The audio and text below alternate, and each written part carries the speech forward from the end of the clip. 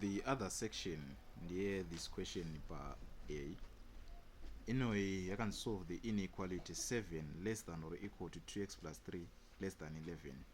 Panapa tine inequality rakadaisho. So patrita this working trufana ku obtain these answers.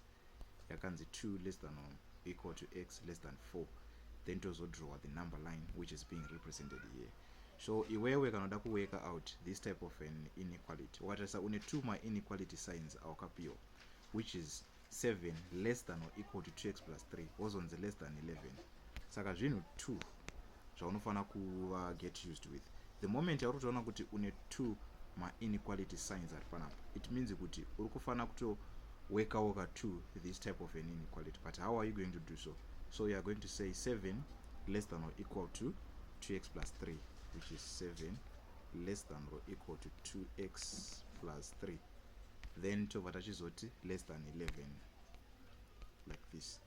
So this type of an inequality unoigroupa into 2, meaning kuti divide this first section ish ogadzira first inequality inenge yakanzi 7 less than or equal to 2x plus 3.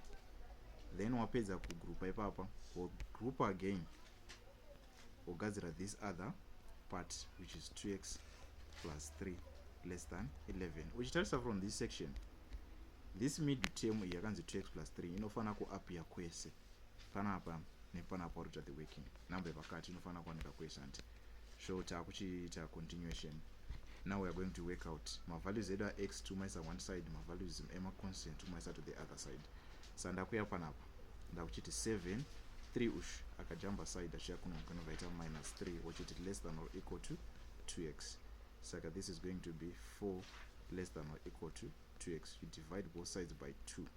Wakuwana 2 less than or equal to x. This is the first answer our one. Which you go to this section foot 2x less than 11 minus 3. Then panapochi 2x less than 11 minus 3 chinovata 8. Then we now divide both sides by 2. You are going to get x which is less than 4.